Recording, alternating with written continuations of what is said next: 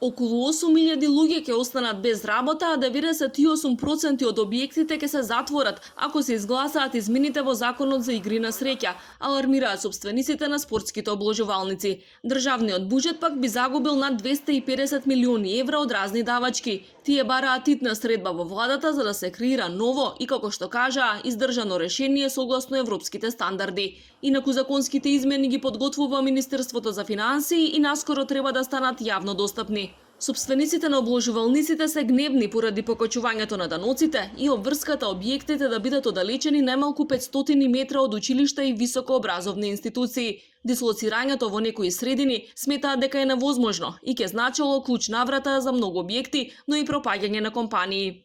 Според анализите кои што ги направивме, значи затварање на повеќе од 98% од сите објекти, односно гасење на целата стопанска гранка, и ова треба да е кристално јасно дека иако де јуре тоа не е пропишано, ефектите од ваквиот закон де факто ќе бидат токму тоа. Зашто е тоа вака? Бидејќи густината на населението во нашите поголеми градови е таква да близината на училиштата помеѓу себе не оставаат простор за да има ниеден објект од игрите на среќа во урбаните средини. Ова е особено изразено во помалите градови кои што се состојат од една улица и неколку споредни улици. Според собствениците на спортските обложувалници, оддалечувањето на објектите од училиштата нема да ги промени навиките на луѓето.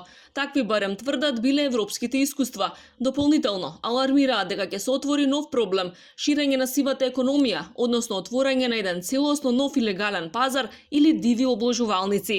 Од тука е нејасно дали владата со вакво законско решение сака од целосно регулиран пазар да направи нерегулиран, бидејќи ефектот ќе биде токму тој.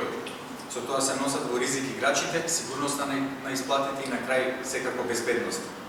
Движењето против коцкање пак најавува протести пред собранието, ако се донесе закон различен од ветениот. Тие бараат дислоцирање на обложувалниците и до 1,5 километар подалеку од образовните институции. Надлежните тврдат дека измените ќе се носат во консултација со сите заинтересирани страни.